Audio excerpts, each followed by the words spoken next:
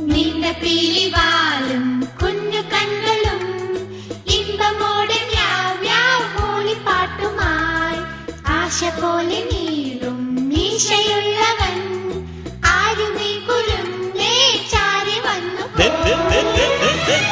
മഞ്ഞക്കുഞ്ഞിക്കാതുള്ള ചക്കിപ്പൂച്ചയ്ക്ക് ചക്കര തിന്നാനുള്ളി മോഹമുദിച്ചല്ലോ.